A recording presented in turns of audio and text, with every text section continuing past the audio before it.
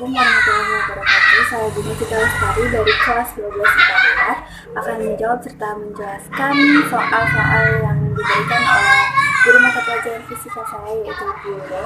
Nah, jadi soal yang pertama itu, apa yang dimaksud dengan radiasi elektromagnetik? Nah, jadi radiasi elektromagnetik adalah kombinasi medan listrik dan medan magnet yang bersosialisasi dan merambat lewat ruang dan membawa energi dari suatu tempat ke tempat yang lain. Nah, yang kedua itu, apa yang dimaksud spektrum gelombang elektromagnetik? Nah, spektrum elektromagnetik adalah ruang radiasi elektromagnetik. Nah, soal yang kedua itu, apa yang dimaksud dengan spektrum gelombang elektromagnetik? Nah, spektrum elektromagnetik adalah rentang radiasi elektromagnetik yang menunjukkan berbagai jenis gelombang elektromagnetik sesuai frekuensi dan panjang gelombangnya. Nah, soal ketiga itu, jelaskan pembagian gelombang elektromagnetik berdasarkan panjang gelombang atau frekuensinya. Yang pertama ada sinar gamma, yaitu sinar gamma memiliki gelombang dengan frekuensi paling besar, yaitu 10⁻18 Hz sampai 10⁻22 Hz, serta panjang gelombang berkisar 10 sampai 10⁻10 hingga 10⁻14 meter. Ada sinar X atau sinar Roentgen, frekuensinya itu antara 3 kali 10⁻13 Hz dan 5 kali 10⁻19 Hz, serta gelombangnya itu sangat pendek.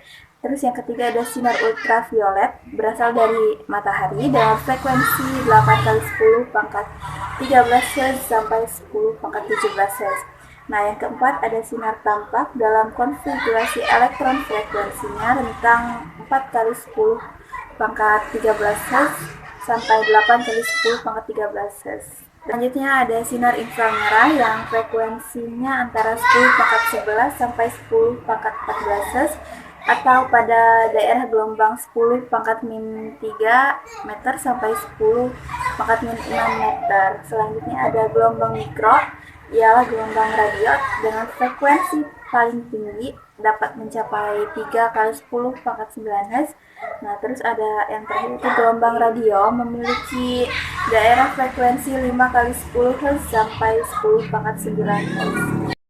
Soal yang keempat yaitu jelaskan sumber-sumber radiasi elektromagnetik. Nah, sinar gamma itu dihasilkan dari aktivitas unsur radioaktif seperti ketidakstabilan atom-atom penyusun nuklir pada reaksi inti.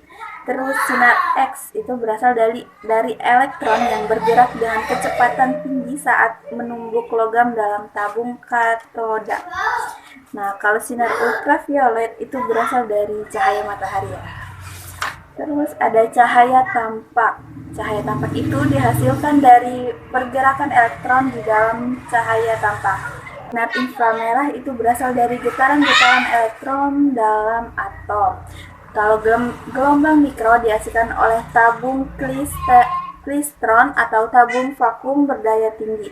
Yang terakhir itu gelombang radio berasal dari pergerakan elektron dalam suatu penghantar hingga terbentuk arus bolak-balik. Selanjutnya soal yang kelima itu berikan 3 contoh pemanfaatan radiasi gelombang elektromagnetik dalam kehidupan sehari-hari. Pertama ada sinar X dapat mendeteksi organ-organ tubuh bagian dalam. Terus ada ultraviolet untuk menentukan kandungan suatu bahan. Yang ketiga itu ada sinar tampak berguna untuk fotosintesis pada tumbuhan.